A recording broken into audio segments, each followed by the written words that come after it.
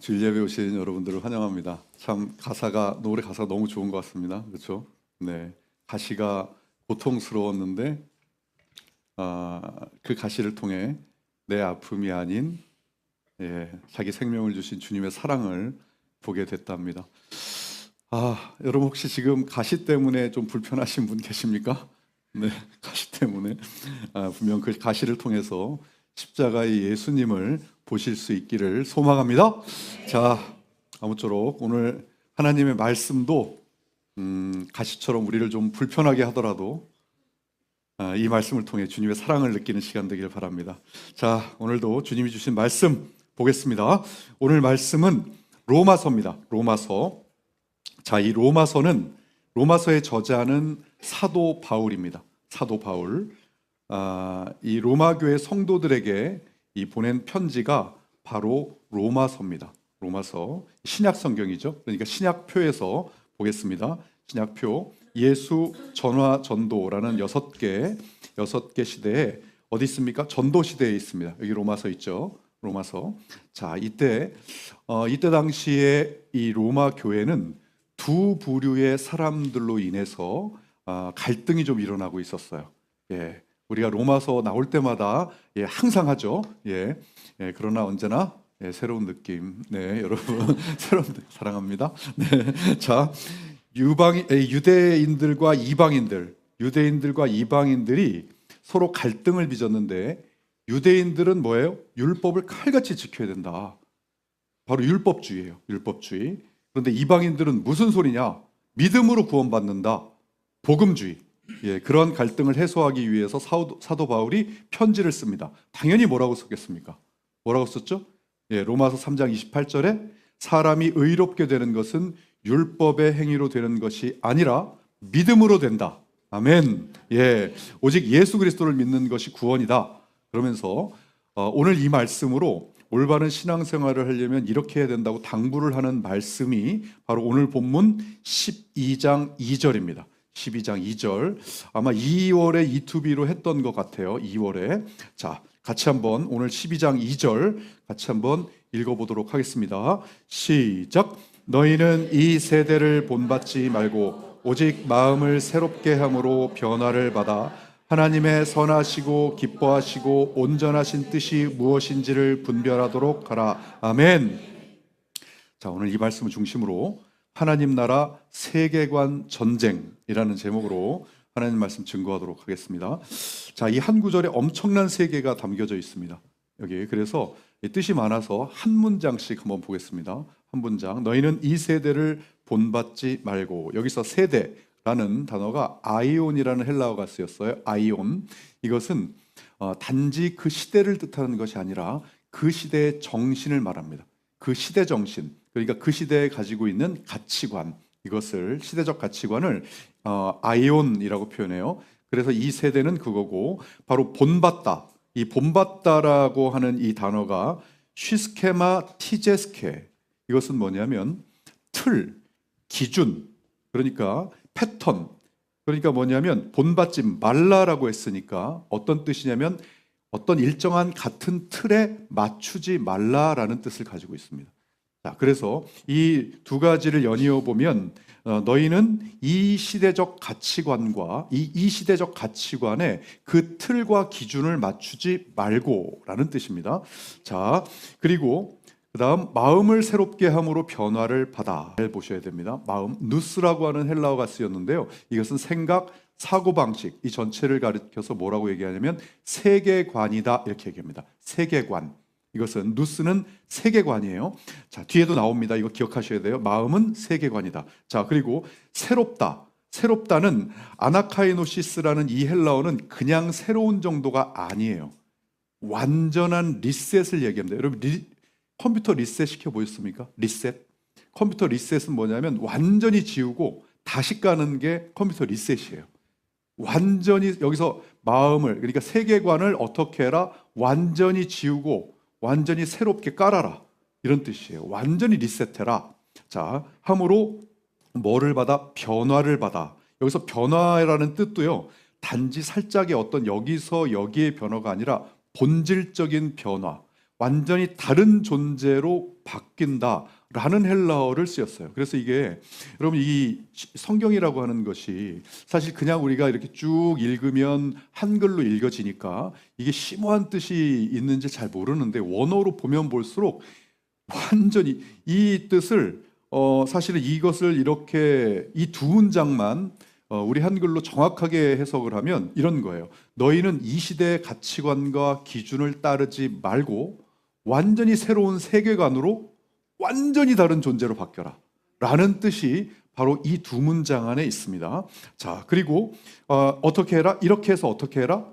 뒤에 이어지면 하나님의 선하시고 기뻐하시고 온전하신 뜻이 무엇인지를 분별하도록 하라. 아멘. 자, 이것까지 붙여서 풀어보면요, 이렇게 되죠. 너희는 이 시대의 가치관과 기준을 따르지 말고 새로운 세계관을 가진 완전히 다른 존재가 되어 하나님이 기뻐하시는 뜻대로 살아가라 라고 하는 것이 바로 오늘 로마서 12장 2절의 이 말씀입니다. 자, 오늘 설교 제목이 세계관 전쟁입니다. 세계관 전쟁. 우리가 지금 1월부터 지금 3월까지 복음, 또 믿음, 그리고 하나님 나라로 쭉 이어져서 하나님 말씀 보고 있는데요. 어떻게 보면 지금까지의 했던 것이 오늘을 위한 빌드업이라고 할 정도로 오늘 너무너무 중요하니까 오늘 정말 집중해 주셔야 됩니다. 자, 여러분 세계관이 뭐죠? 세계관. 세계를 바라보는 관점인가요? 세계관. 의외로 많은 분들이 그렇게 알고 계십니다. 그래서 세계관이 뭔데요? 물어보면 세계관이니까 글로벌적인 시야, 글로벌적인 관점 이거 아닙니까? 네, 그거 아닙니다. 여러분 용어 정리부터 제대로 하겠습니다. 세계관이란 세상과 인생을 어떻게 이해하고 해석하며 살아갈 것인가에 대한 내 기본적인 생각의 틀을 세계관이라고 합니다. 글로벌을 바라보는 그거 아니고요. 네. 그리고 이 세계관에 의해서 그래서 어떻게 되냐면 내가 무엇을 선택할지, 무엇이 옳은지, 무엇을 가치 있게 여길지, 어떻게 살아갈지가 바로 결정되는 것이 바로 이 세계관입니다. 세계관. 그래서 기독교 세계관의 대표학자인 데비드 로글 박사는 이렇게 얘기했어요. 세계관은 인간의 삶 전체를 형성하고 방향을 결정한다. 그게 바로 세계관이다. 그리고 또 낸시 피어스 박사는 이 세계관은 우리의 세상을 해석하고 행동하는 방식 전체를 형성한다. 그래서 기독교인들의 세계관이 어떻게 되어 있는지 따라서 어떻게 형성되어 있는지 따라서 신앙생활이 고스란히 나타난다는 거예요. 이 두 학자가 평생을 왜 기독교인들의 신앙 세계관 연구에 다 바쳤냐면 안 바뀌는 거예요. 하나님을 믿고 교회를 신앙생활을 하는데도 사람들이 너무 안 바뀌는 거예요. 그래서 왜 안 바뀌는지를 봤더니 결국 그 사람들이 가지고 있는 세계관이 안 바뀌었다. 세계관이 안 바뀌어서 행동들이 안 바뀌는 것이다. 왜? 그 행동을 결정짓는 것이 세계관이니까. 자, 그래서 세계관은 너무나 중요하다. 이 사람들만 얘기했으면 제가 안 가져왔겠죠. 예, 물론 하나님께서도 분명하게 말씀을 해 주셨습니다. 모든 지킬 만한 것 중에 더욱 내 마음을 지키라. 생명의 근원이 이에서 남이니라. 여러분 앞에서 마음이 뭐라고 했는지 우리 기억하라고 했죠. 누스 뭐예요? 생각, 사고방식, 세계관. 그러니까 뭐냐면 생명의 근원이 세계관에서 결정된다. 그러니 그 어떤 것보다도 모든 지킬 만한 것도 많지만 그 중에 더욱 뭘 지켜라? 너의 세계관을 지켜라. 세계관을 제대로 정립해라고 말씀하고 계시는 겁니다. 자, 이 세계관이 뭔지 알았고 어떻게 형성되는지. 자, 여러분 이 세계관이 어떻게 형성되는지만 우리가 조금 봐도 이게 왜 중요한지 바로 알 수 있습니다. 이 세계관은 이렇게 형성이 됩니다. 여러분들이 인생에 살면서 여러 가지 경험들을 하시게 되죠. 자, 이 경험들이 경험에 의해서 내가 각각 그 경험을 하면서 그 일반 해석들이 내 마음속에 쌓여요. 이렇게. 내가 그것을 그 경험들을 해석하는 게 이렇게 쭉 쌓입니다. 내면에. 그러면 그 해석이 쌓이고 쌓여서 뭘 만드냐면 그것에 대한 믿음을 만들어요. 내가 그것에 대한 믿음을 만들면 그것이 뭐가 돼요? 지식이 되고 상식이 되는 겁니다. 자, 그래서 그 지식과 상식 속에 내가 각각 경험으로 다 했던 것, 그다음에 그것에 의해서 뭐가 만들어지냐면 정체성, 내가 누군지가 결정이 돼요. 내가 누군지 결정이 되면 이 정체성으로 인해서 내가 중요한 게 생겨요. 그 중요한 것이 결정이 되는데 그걸 뭐라고 얘기하냐면 가치관이다 이렇게 얘기합니다. 가치관. 그리고 그 가치관들의 모든 것들에 의해서 뭐가 결정이 돼요? 나의 세계관이 결정되는 거예요. 그래서 여러분들이 세계관대로 지금 내 인생을 살아가고 있고 지금 여러분들이 이미 형성되어 있는 세계관대로 지금 여러분들의 세계를 살아가고 있는 중입니다. 자, 여기까지만 들어도 감이 약간 잡히시죠? 어떤 감이 잡힙니까? 사람은 자기가 가진 세계관대로 살아간다. 그래서 내가 세상적 세계관을 가지고 있으면 세상적으로 살 수밖에 없고 성경적 세계관이면 성경적으로 살아갈 수 있는데 지금 우리가 살아내려고 하는 하나님 나라는 세상적 세계관을 가지고 살아낼 수 있는 나라가 아닙니다.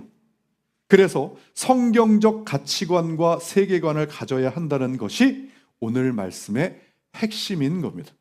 자, 그렇지만 이거보다 먼저 말씀을 드려야 하는 것이 이거보다 먼저 생겨야 되는 것이 뭐냐면 하나님 나라의 비전이에요. 왜요?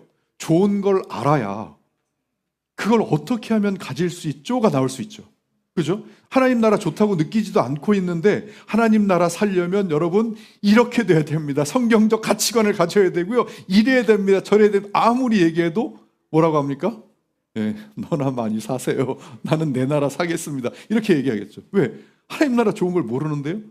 그래서 신학자들은 이 영성을 분별할 때 하나님 나라가 사모되지 않는 사람들은 아직까지 신앙의 성숙도가 미약하다 이렇게 판단합니다. 그래서 아직까지 난 아직까지 하나님 나라가 뭐가 좋은지 모르겠다 잘. 그리고 아직 사모가 되지 않는다면 하나님 나라에 대해서 더 알아보면서 비전을 가지면 됩니다. 자, 그런 분들은 오늘 설교를 조금 감안해서 들으시면 됩니다. 예, 하나님 나라를 사모하고 계신다는 가정하에 오늘 그 하나님 나라를 살려면 어떻게 해야 하는지를 이렇게 알려주는 너무 중요한 포인트거든요. 자, 부디 꼭 그 행복한 하나님 나라의 비전을 사모하시는 여러분들이 되시길 소망합니다. 자, 그렇게 하나님 나라가 사모되는 많은 그리스도인들은 하나님을 만나고 나면 거기에 맞춰서 행동을 바꾸려고 노력합니다. 다들이요. 그런데요, 잘 안 바뀝니다. 왜요? 왜냐하면 그 행동을 결정짓는 것이 바로 오늘 이야기하는 세계관에 의해서기 때문이에요. 그래서 세계관이 바뀌어야 그 행동이 바뀌는 겁니다. 자, 이제 세계관이 뭔지도 알았고 왜 중요한지 알았고 그러면 제가 오늘 설교 제목을 왜 세계관 전쟁이라고 했는지 그 이유를 지금부터 말씀을 드리겠습니다. 자, 이 뜻은 하나님 나라를 제대로 살아내려면 세계관 전쟁에서 반드시 이겨야 한다는 것을 의미합니다. 자, 이미 하나님이 이겨놓으신 전쟁이고 이것의 원리를 제대로 알면 이길 수 있는데 반대로 말하면 내가 전쟁에서 개인적으로 지고 있으면 하나님 나라를 제대로 살지 못하고 계속 겉돌게 될 수 있다는 겁니다. 자, 잘 들어보세요. 전쟁이라고 할 만하니까 전쟁이라고 했겠죠. 자, 먼저 그것을 알려면 내가 지금 현재 얼마나 치열한 전쟁 속에서 살고 있는지부터 알아야 합니다. 내가 살고 있는 대한민국이 지금 얼마나 치열한 영적 전쟁 중인지 한번 보겠습니다. 전 세계는 많은 민족들이 살고 있어요. 그래서 각 나라마다 세계관들이 다르기도 하고 비슷하기도 합니다. 그래서 가장 중요하다고 생각하는 게 뭐냐라고 물어보면 같기도 하고 다르기도 해요. 자, 세계적인 리서치 기관 퓨 리서치 기관이라고 있거든요. 거기서 그래도 좀 산다라고 하는 17개국 나라를 조사했습니다. 그리고 질문을 던졌어요. 자, 뭐라고 질문을 던졌냐? 당신 인생에서 가장 중요한 가치가 뭐냐라고 질문을 던졌는데 보기가 5개예요. 뭐냐면 가족, 건강, 돈, 사회적 자유, 그리고 두루두루 만족. 이게 5가지예요. 자, 이 질문을 17개국 나라에 던졌습니다. 자, 여기서 여러분들은 뭐예요? 가족, 건강, 돈, 사회적 자유, 그리고 전반적인 두루두루 만족. 이 중에 뭡니까? 제일 내 인생에서 가장 중요하다라고 마음속으로 한번 생각해 놓으세요. 자, 15개 나라가 1위로 이걸 꼽았습니다. 가족을 꼽았습니다. 15개 나라가. 자, 그리고 한 개의 나라 스페인이 1위로 건강을 꼽았어요. 건강. 그리고 딱 유일하게 한 나라가 자랑스럽게 돈을 꼽았습니다. 딱 한 나라가. 어느 나라겠습니까? 네, 맞습니다. 자랑스러운 대한민국입니다. 자, 여기 보이시죠? 대한민국. 자랑스럽게 물질, 풍요, 난 돈이 최고다. 네. 여러분, 이거 딱 보면 떠오르는 하나님 말씀 없습니까? 딱 떠오르는 거? 뭡니까? 마태복음 6장 24절. 한 사람이 두 주인을 섬기지 못할 것이니. 뭐예요? 너희가 하나님과 재물을 겸하여 섬기지 못하느니라. 너희가 하나님과 돈을 둘 다 주인으로 섬길 수 없다. 여러분, 이 의미를 정확히 모르는 사람들은요, 오해하면서 매우 실망합니다. 왜요? 뭐야? 하나님 나라 살면 돈도 못 버는 거야? 돈 많이 벌면 안 되는 거야? 자, 여러분, 오늘은 이 주제가 아니기 때문에 제가 이것에 대해서 깊이 설명하지 않겠지만 언젠가 제가 하나님 나라를 살면서 돈 버는 것에 대해서 한번 자세하게 풀어보겠습니다. 돈 싫어하는 사람 있습니까, 여러분? 돈 싫어하는 사람 손 한번 들어보세요. 난 돈 진짜 싫다. 여러분, 돈 벌지 말라는 것도 아니고 돈 적게 벌라는 것도 아닙니다. 여기 뭐라고 했습니까? 주인이라고 했습니다. 돈이 많건 적건 간에 내 주인이 되면 안 된다는 뜻입니다. 내 주인. 돈 자체가 나쁜 것이 아니라요, 돈을 사랑해서 돈에 매이면 안 된다는 뜻입니다. 무엇을 하더라도 돈 버는 이유가 정확하게 정립이 되어 있어야 한다는 뜻이에요. 예, 그것도 다 뭐의 영향을 받습니까? 네, 세계관의 영향을 받습니다. 이것이요. 자, 그렇다면 왜 돈이 주인이 되면 안 되는지, 돈을 1번으로 놓으면 어떤 결과가 나오게 되는지를 보겠습니다. 전 세계 OECD 국가 중에, 여러분, OECD라고 하면요, 그냥 편안하게 좀 사는 나라다 이렇게 생각하시면 됩니다. 예, 좀 사는 나라들 38개, 그러니까 38개국을 대상으로 삶이 얼마나 행복하냐에 삶의 행복도 조사를 했어요. 전 세계 리서치를요. 자, 우리나라가 돈이 최고다라고 얘기하는 우리나라가 몇 위입니까? 33위. 최하위입니다. 최하위. 우리나라 밑에 5나라밖에 없어요. 그리스, 튀르키예, 콜롬비아, 멕시코, 칠레. 뭐예요? 정치, 경제, 사회 혼란, 범죄 문제가 높은 나라들밖에 없다고요. 그런데 그 중에 대한민국이 끼어 있어요. 모든 환경으로는 도저히 거기에 낄 수가 없는 대한민국이 거기 끼어 있다고요. 왜 행복하지 않습니까? 아니, 왜 최하입니까? 돈이면 다 된다고 했잖아요.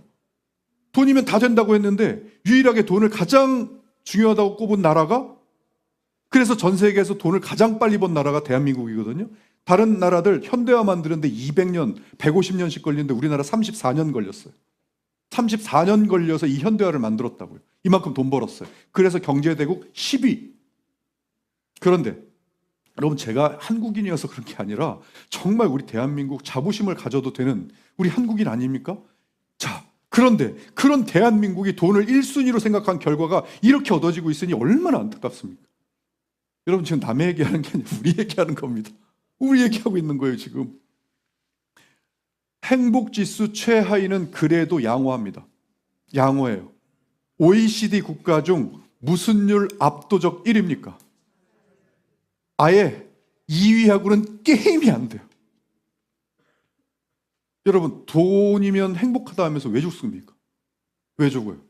말이 안 되잖아요. 진짜 행복하다면 말이 안 되잖아요. 여러분, 이 시점에서 정말 제대로 깨달으셔야 됩니다. 돈이 가장 중요하다고 생각한 결과가 그대로 나타난 겁니다. 세상스럽냐고요? 아니요, 세상스럽지 않아요. 이미 주님이 다 알려주신 거예요. 자, 돈을 사랑함이 일만하게 뿌리다. 그래서 많은 근심으로 자기를 찔렀다.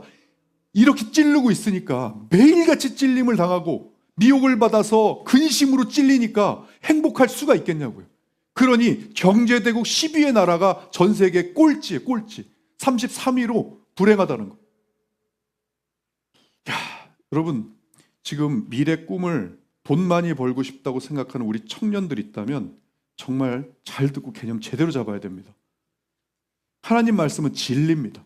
실수와 오류가 없는 완전 무결한 진리라는 뜻입니다. 자, 이런 상황이에요. 이게 다 뭐에서 나온다고요? 네, 세상적 세계관에서 나온다. 그러니 전쟁이 아닐 수가 있습니까, 지금? 자, 그렇다면 이건 돈에 관련된 거고, 좋습니다. 하나님 관련된 거 한번 보자고요. 종교에 관련된 생각들은 어떨까요? 여러분 한번 생각해 보세요. 전 세계 선교사를 가장 많이 파괴하는 대한민국. 네. 대한민국에 100명 중에 몇 명 정도가 하나님 나라 세계관을 가지고 살 것 같습니까? 여러분 한번 맞춰보세요. 우리나라 대한민국, 선교한국, 예수한국 대한민국에서 100명 중에 몇 명 정도가 하나님 나라 세계관으로 살고 있다. 파레도의 법칙 아시죠, 여러분? 8대 2의 법칙. 그러니까 뭐 한 20% 정도, 그러면 100명 중에 한 20명? 제가 20명만 돼도 전쟁이라고 얘기 안 하겠습니다. 한 명입니다. 100명 중에 한 명, 1000명 중에 10명. 자, 이 세계적인 기관이 1000명을 대상으로 조사했어요. 종교가 내 삶의 가장 큰 의미라고 하는 사람은 손 10명 들었어요.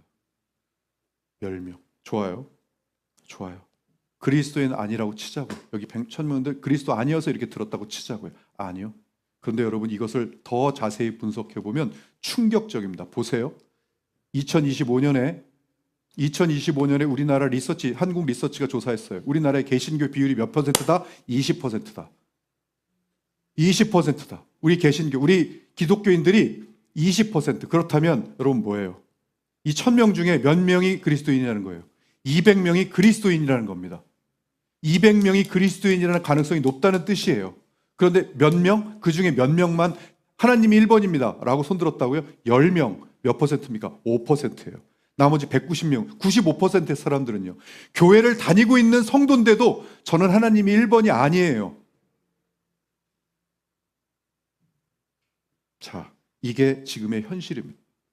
전쟁이죠. 무슨 전쟁? 세계관 전쟁. 뭐에서 온다고요? 세계관에서 온다고요. 여러분 그냥 우리가 평화로운 평상시면 그냥 좋은 게 좋은 거라고 생각하면서 신앙생활을 해도 됩니다. 그런데요, 지금 그럴 때 아닙니다. 뭐예요? 전쟁 중이라는 걸 잊어서는 안 됩니다. 세계관 전쟁입니다. 어떤 세계관끼리 싸웁니까? 여러분 지금부터가 본론입니다. 어떤 세계관끼리 싸우나요? 자, 이 세계관과 싸웁니다. 이게 바로 세상의 일반적인 세계관입니다. 뭐예요? 출생합니다. 그 다음에요, 성장하죠. 그리고 공부하고 열심히 공부해서 좋은 직장 들어가려고 하죠. 가서 돈 많이 벌려고 합니다. 어떤 사람은 사업하고 어떤 사람은 해서요. 왜요? 노후 걱정해야 되거든요. 그러니까 노후에 돈 많이 벌어서 노후 걱정하면서 준비해서 늙어서 살면서 늙어서 죽으면 끝! 이게 일반적인 세상의 세계관입니다. 자, 그러니까 세상은 말해요. 죽기 전에 최대한 즐겨라. 인생은 한 번이다. 이러한 세계관 속에서는 나는 그냥 이 세상 속에서 속해서 살아가는 뭐예요? 일반 평민입니다. 일반 백성. 정체성이 그냥 살아가는 평민이니까 어떤 가치관이 형성됩니까? 네, 다 효율적으로 이것을 해야 되는 거예요. 맞잖아요. 누굴 위해서? 나를 위해서. 이게 내 세계관이니까. 이 세계가 전부니까. 내가 성장 잘하고 공부 잘하고 직장 잘 잡고 돈 많이 벌어서 노후 편하게 하고 그렇게 살다가 죽으면 되는 거예요. 그게 바로 그 정체성이 불러오는 가치관이에요. 그 사람의 세계관인 거예요. 잘못된 게 아닙니다, 여러분. 그게 정상이에요. 그 세계관을 가진 사람은 그렇게 사는 게 맞아요. 너무나도 당연한 거예요. 그런데 이게 믿지 않는 비그리스도인들이 살아가는 보이는 세상이고 믿고 살아가는 세계관이에요. 이것이. 자, 그런데 성경적 세계관은요. 여러분 이걸 부정하는 게 아닙니다. 이거는 당연히 살아야 되는 거예요. 성경적 세계관 갖고 있다고 해서 이걸 부정하나요? 그렇지 않습니다. 어차피 이것은 살아가야 되는 하나의 형태, 삶의 형태고, 자, 성경적 세계관을 가진 사람들은 뭐예요? 이 보이는 것이 다가 아니다. 이 세상은 저렇게 단순하게 형성된 것이 아니다. 그 안에 보이지 않는 뭐예요? 이런 엄청난 뭐가 있다? 히스토리가 있다. 이 세상은 하나님의 창조와 인간의 타락과 예수 그리스도가 이 땅에 오셔서 십자가에서 피 흘리심으로 나를 구원하시고 부활과 새 창조로 완성이 된다는 이 역사로 이 세상이 만들어졌다. 그래서 여기서 내가 살아가는 내가 그냥 평민 일반 백성이 아니라 뭐다? 특별한 역할을 맡았다. 하나님은 이 구원의 역사를 대제사장이신 예수 그리스도를 통해 이루셨고 그분을 부활시켜 하늘로 승천시키시면서 어떻게 했어요? 이 땅에는 성령 하나님을 내려보내셨고 그 구원을 계속해서 이루어 가시는데 그것을 누구를 통해서? 하나님이 선택하신 제사장들을 통해서 하시기로 결정을 하셨다. 그 하나님이 선택하신 그 제사장이 바로 나다. 나는 특별한 역할을 맡은 제사장이다. 여러분, 이것을 무수히 많은 말씀으로 하나님은 해 주셨습니다. 베드로전서 2장 9절, 그러나 너희는 택하신 족속이요 왕같은 제사장들이요 거룩한 나라의 그의 소유한 백성이니. 요한계시록 1장 6절, 그의 아버지 하나님을 위하여 우리를 나라와 제사장으로 삼으신 그에게 영광과 능력이 새사토록 있기를 원하노라. 아멘. 출애굽기 19장 6절, 너희가 내게 대하여 제사장 나라가 되며 거룩한 백성이 되리라. 아멘. 요한계시록 5장 10절, 그들로 우리 하나님 앞에서 나라와 제사장들을 삼으셨으니 그들이 땅에서 왕노릇 하리로다. 아멘. 여러분, 지금 여러분 제사장이라는 정체성을 가지고 있습니까? 나는 아까 보여드린 그 구원의 역사 속에서 하나님이 나를 특별히 세우셔서 하셨던 그 제사장의 정체성을 여러분들이 가지고 계신다면 여러분들은 그 제사장의 세계관이 세워져 있을 겁니다. 그렇지 않고 내가 아까 보여드린 그 세상 속을 살아가는 그냥 평민이라는 정체성을 가지고 계십니까? 여러분, 제사장이 뭐 하는 사람입니까? 제사장. 구약 때 제사장 뭐 했던 사람입니까? 하나님과 사람 사이를 연결하는 중보자의 역할을 한 게 제사장입니다. 그러니까 뭐예요? 사람을 대신해서 하나님께 나아가는, 그러니까 양 데리고 속죄하려고 오면 양 잡아서 제사 드리고 예배 드리고 그 다음에 그들에게 하나님 뜻을 전달하는 역할을 한 사람들이 제사장이에요. 그래서 제사장 아무나 안 시키고 아론이라는 모세 형이요, 아론 가문을 제사장으로 그러면서 능력과 권세를 주신 거예요. 그래서 아론 가문을 세우신 거예요. 그런데 예수 그리스도께서 그 아론 가문이 구약 때는 제사장이었다고요. 그런데 예수 그리스도께서 대제사장이 되셔서 어린 양이 되셔서, 여러분 예수 그리스도가 어린 양 돼서 안 죽으셨으면 지금도 여러분 오늘 오실 때 양 한 마리씩 갖고 오셨어야 돼요. 양 한 마리씩, 그것도 흠없는 거 갖고 오셨어야 된다고. 저는 여러분 그 양 각떠가지고 여기서 불 살라야 되고, 그런데 그 양이 돼서 어린 양이 되셔서 예수님이 되셔서 십자가에 못 박혀서 죽으신 거라고요. 그래서요. 죽으시면서 아론 가문의 제사장의 역할을 내가 선택해서 세운 백성들에게 뭐 한 거예요? 일임하신 거예요. 그러니 어떻게 해요?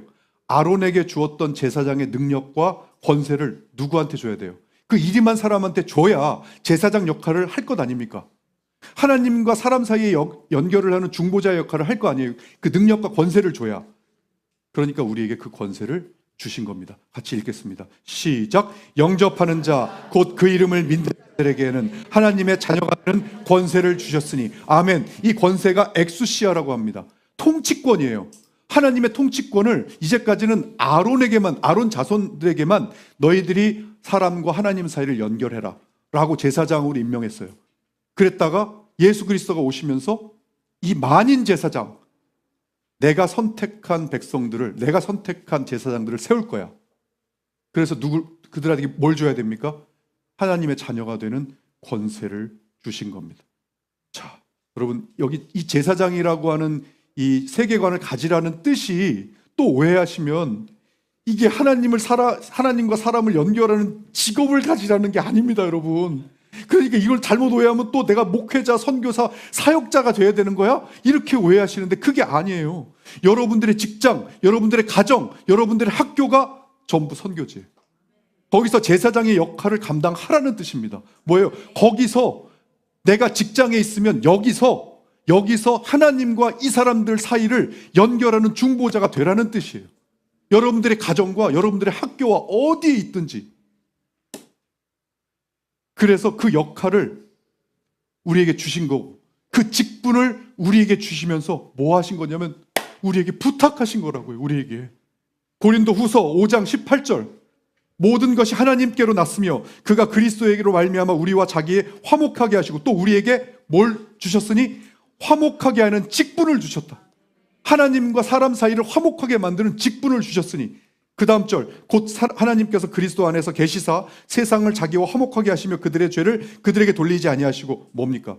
화목하게 하는 말씀을 우리에게 뭐 하더라? 부탁하셨느니라. 아멘. 부탁하셨어요. 우리에게 부탁하셨어요. 그런데 그 역할을 하지 못하는 가장 큰 이유가 뭡니까? 내가 그 권세를 받은 제사장이라는 정체성이 없는 거예요. 그러니 왜 복음을 전해야 되는 가치가 안 생기고 그 가치가 세계관이 형성되어 있지 않으니까 하나님 나라 살아가지 못하고 있는 겁니다. 교회 다니면서 계속 겉돌고 있는 거예요. 왠지 하나님 나라를 살아야 될 것만 같고, 왠지 내가 하나님 사례에 딱 밀착해서, 여러분 아시잖아요. 딱 밀착하면 어떤 느낌인지. 밀착해서 살아가야 되는데 계속 겉도는 느낌이야. 왜 이런지 모르는 거예요. 원래 사람은 자기가 정체성을 가진 대로 생각하고 행동하게 살아가게 돼 있거든요. 그래서 세계관 전쟁이라고 하는 거예요. 왜요? 우리는 지금 굉장히 열악한 전쟁을 치르고 있는 중이에요. 왜냐하면 환경이 그렇습니다. 환경이. 여러분, 인간은 하루에 6,000개의 생각을 한답니다. 6,000개. 그런데 대부분이 어제 했던 생각들, 아까 했던 생각들, 반복된 생각이 대부분이래요. 그 반복된 생각들이 쌓여서 내 정체성을 만들고 가치관을 만들어 행동하게 하는 거예요. 자, 보세요. 자, 제가 아까 보여드렸던 뭐예요? 이게 일반적인 세계관입니다. 여러분들이 하루를 살면서 이 일반적인 세상, 보이는 세상의 생각들을 얼마나 많이 하고 계시는지를 한번 느껴보세요. 전부 다, 거의 다 할 겁니다. 아마도요. 내가 처해 있는, 내가 지금 공부한다 그러면 공부 잘해야죠. 왜? 이걸 살아가야 되거든. 내가 지금 직장에 있어요. 직장 해야죠. 돈 많이 벌어야죠. 이걸 생각해야 되거든. 뭐예요? 계속 제가 뭐라 그랬습니까? 계속 반복된 생각이 쌓여서 뭘 이룬다고요? 정체성을 이룬다고요. 자, 어쩔 수 없는 이런 환경에 살아요. 또 어떻게 돼요? 그러니까 우리가 또 뭐예요? 하루 종일 다른 사람들, 우리가 무인도에 살 수 있습니까? 아니에요. 세상 사람들하고 이렇게 같이 교류해서 살아야 돼요. 그러니까 계속 어떤 얘기 들어요? 세상 얘기 듣죠. 그리고 세상은 하루 종일 우리 편 정체성을 공격합니다. 뉴스, 드라마, 유튜브, 문화.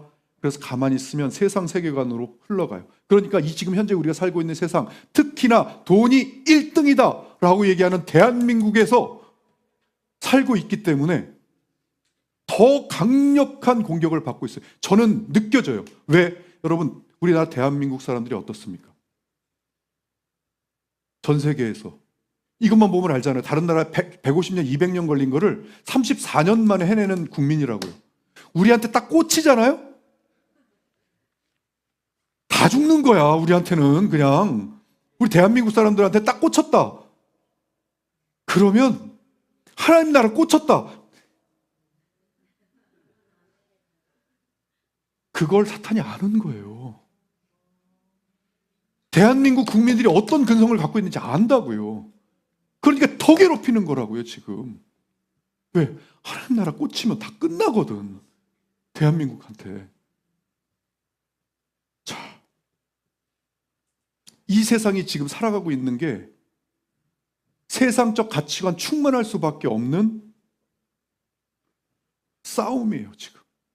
두 진영에서 싸움을 합니다. 하나님 나라 세계관과 이 세상 나라 세계관, 두 진영에서 막 싸우는데, 우리 쪽은 우리 쪽, 하나님 나라 쪽은 이거 공격 한번 하려고 그러면 그 사람 한번 여기 데리고 오기가 얼마나 힘듭니까? 그 피 철철 흘려가면서 이 사람 한번 데리고 와가지고 또 그 사람 혹시 마음 다칠까봐 아주 조심스럽게 영적인 뭔가를 부어주잖아요.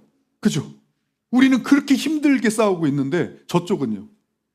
저쪽은 아주 그냥 우리나라 우리 편 사람들이 아주 그냥 가가지고 야 니네 무기 좀 줘봐. 그리고 지가 알아서 때려. 야 총 좀 줘봐. 알아서 쏴 그냥 지가. 알아서. 걔네들이 꼬실 필요도 없어. 그냥 가만 놔두면 돼. 그게 지금 우리 전쟁하고 있다고 지금 이게. 여러분 이거 그냥 예사롭게 들을 얘기가 아니에요. 이 데이터를 한번 보세요. 저번엔 제가 60%라 그랬지 않습니까? 명목적인 교인이 60%라고 그랬는데 오늘 보니까 아니요. 95%가 교회에서 신앙생활을 하면서 하나님이 1번이 아닌 거예요. 그러니까 무슨 세계관을 갖고 있는 거예요? 세상적 세계관을 갖고 있는 거예요.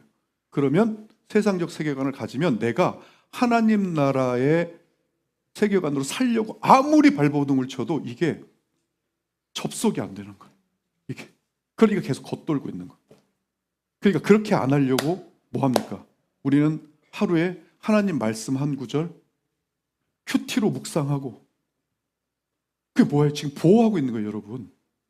거기다가 말씀송으로 들으면서 방어하고 1시간 기도로 우리가 하지 않으면 최소한의 방어를 하지 않으면 하나님 나라 세계관을 만들어가지 않으면 보호해가지 않으면 하루에 안 하면 다 세상의 세계관에 쓸려가지고 하나님 나라 못 살아가는 거예요. 지금 그렇게 하고 있는 중인 거예요, 우리 교회가. 그래서 지금 한 분 한 분씩 이렇게 1시간 기도방에 참여해 주셔서 너무 감동이고요. 여러분 계속 주위 분들 응원하시고 격려하시면서 우리 하나님 나라 같이 누려가야 되지 않겠습니까? 네. 여러분 내가 지금 어떠한 생각을 하고 있는지를 내가 지금 어떠한 세계관으로 정립되어 있는지를 이것을 메타인지하는 게 너무 중요해요.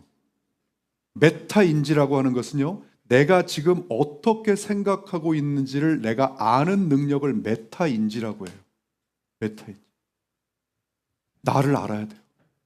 그래야 내가 지금 세계관이 어떤 상태인지를 알아야 내가 나아갈 방향과 채울 방법과 어떤 걸 훈련해야 되고 어떤 걸 해야 되는지를 아는 거예요. 내가 이러한 세계관을 가지고 있으면서 어떻게 해요? 여러분, 이게 포인트입니다. 자, 일반적인 세계관을 가지고 있으면서 플러스해서 뭐예요? 성경적 세계관을 옵션으로 넣으려고 하는 거예요. 지금. 여러분 이거 제가 아까 뭐라 그랬습니까? 이건 저쪽 거는 일반 평민, 일반 백성. 이 성경적 세계관은요. 왕의 자녀예요. 왕의 자녀. 이 어떻게 일반 평민에다가 왕의 자녀를 옵션으로 넣어? 이거하고 똑같아요. 5평짜리 원룸에다가 20m짜리 수족관 넣는다고 하고 똑같아요. 어떻게 들어갑니까 그게?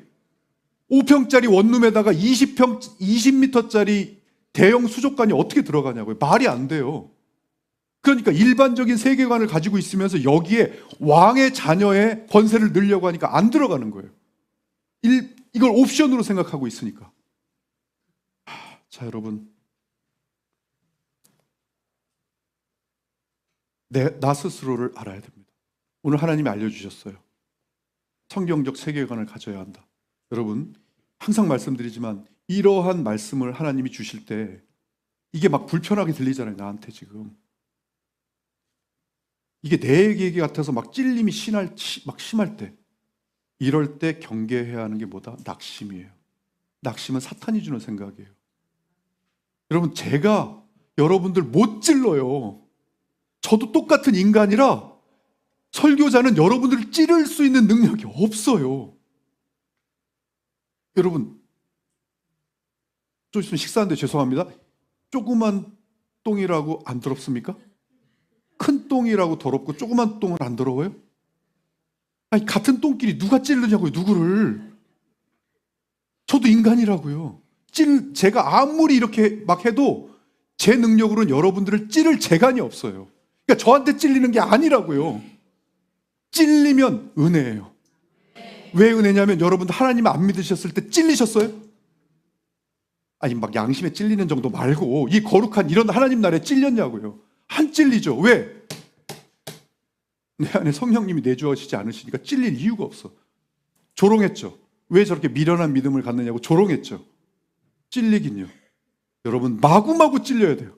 마구마구 찔리고 마구마구 불편해야 고쳐지는 게 바로 우리라는 존재입니다. 예. 그래서 여러분, 하나님이 낙심하지 말라고 이런 말씀을 주신 거예요. 어떤 말씀이요? 율법의 행위로 그 앞에 의롭다 하심을 얻을 육체가 없다. 율법으로는 죄를 깨달음이라. 뭐예요? 야 얘들아, 너의 능력으로는 율법 못 지킨다는 걸 깨달으라고 내가 613가지 율법을 준 거야. 그 율법은 너희들이 내 능력으로는 도저히 이거 못 지키는구나. 그러니까 난 죄인이구나. 죄인이라는 걸 깨달으라고 준 거예요. 그래야 깨달아야 뭐 하죠? 매일같이 하나님 말씀, 문제가 있다는 걸 알아야 매일같이 예수 보혈 덮고 회개하고 주님 말씀과 기도로 하루를 온전히 살아가죠. 그러라고. 얘들아, 지금 전쟁 중이야.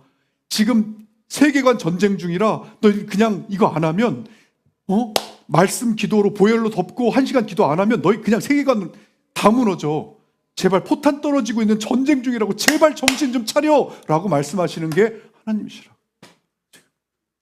그러니까 오늘 말씀처럼 어떻게 해요? 그냥 변화해라? 아니요. 완전히 리셋해라. 완전히 리셋해라. 기존 거 다. 그래야 하나님 나라 살 수가 있다. 왜요? 왜 하나님이 이렇게까지 여러분들에게 말씀하실 것 같습니까? 왜요? 여러분, 이 용도는요, 이 마이크 용도는요, 만든 사람이 이대로 써야만 가장 행복하고, 이 마이크가 살아있다면 가장 행복하고 제대로 돼요. 고장 안 납니다. 이거는 마이크 이렇게 할 때 쓰는 거예요. 이거 가지고 못 박으면 어떻게 됩니까? 망가져요. 용도대로 안 쓰면. 하나님이 우리를 용도를 뭐로 만드셨냐면 제사장으로 만드셨다고요. 그것도 다요? 아니요. 지금 선택돼서 이 자리에 오셨잖아요. 그랬는데 나는 하나님이 여러분들의 용도를 제사장으로 만드셨다는 건 여러분들이 제사장의 역할을 하면서 내가 어디에 있든지 간에 하나님과 사람 사이에 연결하는 제사장의 역할, 난 제사장이다, 왕의 자녀다 라고 하는 정체성을 가지고 그렇게 살아갈 때 고장 안 난다는 뜻이에요. 고장 안 난다는 뜻은 뭐냐면 가장 이거대로 살아갈 수 있다, 이대로 살아갈 수 있다는 뜻은 우리의 인생에서 가장 큰 행복감을 느끼며 살아갈 수 있다는 뜻이에요. 그게 바로 그러니까 하나님이 제발 내가 너희들 이렇게 힘들게 생활을 하라고, 이렇게 힘들게 살으라고 너희들 만든 거 아니거든. 진짜 내가 너희들 만들 때는 내 금지옥엽처럼 너희들 진짜 행복하고 진짜 즐겁게 살으라고 만든 거거든. 그러면 최소한 내가 너를 어떻게 만들었는지, 내가 너의 신분을 뭐라고 지금 줬는지 그걸 네가 알고 살아야 되는 거 아니야. 근데 그거를 왕의 자녀라는 신분을 줬고 왕의 자녀라는 권세를 줬는데 나는 하나님 저 그냥 백성 할래요. 그냥. 네. 아니야, 너 이미 얻었는데 그래도 저는 그냥 백성으로 그냥 살아가. 그러니까 전 세계 범죄 그런 악한 나라들만 되고 있는 그 집단에 속해져서 지금 33위로 꼴찌로 살아가고 있는 거 아닙니까 지금. 그러니까 이 세상 다 끝나는 줄 알고, 죽음은 끝나는 줄 알고, 그럼 죽음은 끝나는 줄 아니까 죽는 거 아닙니까? 고통이니까. 딱 이게 맞물려 있잖아요. 33위 꼴찌로 살아가니까 얼마나 불행해요. 불행하니까 끝나면 끝이구나 하니까 죽는 거 아닙니까? 많이. 우리는 그런 사람들에게 야, 너 그거 아니야. 너 하나님이 그렇게 너 만들지 않았어. 너 죽으면 끝 아니야. 너 이렇게 힘들게 살라고 하나님 너 만든 거 아니야. 라고 말해주라고 우리에게 그 권세를 주신 거란 말이에요. 우리에게. 어떻게 하나님 나라 누리는 방법은 다 알려주셨어요. 내가 하느냐 안 하느냐만 남았어요. 뭐예요? 이거죠. 이거예요. 한 손은 말씀으로, 한 손은 기도로, 하나님 손, 예수님 손 붙잡고 이렇게 붙어 있으면 하나님 나라 매일 누리며 살 수 있습니다, 여러분. 자, 마지막으로 제가 좀 희망적인 자료를 하나 보여드리면, 제가 계속 우울한 자료만 보여드려가지고 2025년도에 작년보다 2024년보다 2025년이 더 좋았다는 사람 손 했는데, 무교, 불교, 천주교, 기독교 넷 했는데 유일하게 더 나았습니다. 손든 사람이 우리 기독교인입니다. 하나님 나라 살아가면 이렇게 됩니다. 여러분, 하나님 나라 살아가면요, 작년보다 올해가 더 행복하고요, 올해보다 내년이 더 왜요? 하나님 나라를, 하나님을 더 알고 살아가는데 안 행복하면 뭐예요? 이게 오류입니다. 성경이 오류예요. 왜? 행복하다고 했는데, 고장 안 난다고 했는데. 정말 하나님 나라를 누리고 살아가셔서 야, 정말 좋다. 여러분들이 일단 누려봐야 좋다고 얘기할 거 아닙니까? 내가 성경적 세계관으로 가져봐야. 근데 여러분, 성경적 세계관이 쉽게, 아니요. 다시 한번, 지금 뭐 한다고요? 문 열고 나가면 전쟁이에요. 이 순간에도 전쟁이에요. 여러분, 보이지 않아도 이 예배를 듣고 있는 이 순간에도 계속 내 머릿속은 전쟁 중이에요. 지금 세상적 세계관과 성경적 세계관과 지금 이 순간 예배를 듣고 있는, 이 설교를 듣고 있는 이 순간에 싸우고 있다고요. 진짜 하나님 나라 우리 살아내야 됩니다. 살아내고 우리 주위의 많은 사람들을 야, 그렇게 힘들게 살지 마 라고 하나님 나라 알게 해서 살면 매일 어떻게 살 수 있냐면 이렇게 살 수 있습니다. 예수님 품에 안겨서 이렇게 행복하게 살 수 있는 게 바로 우리 하나님 나라라고요. 자, 아무쪼록 오늘 주신 하나님 말씀 붙들고 나는 주님의 자녀다 라는 정체성으로 내 가치관을 세우고 그 세계관을 정립해서 지금 나에게 임한 하나님 나라를 누리면서 살아가는 저와 우리 모두가 되기를 주님의 이름으로 축원합니다.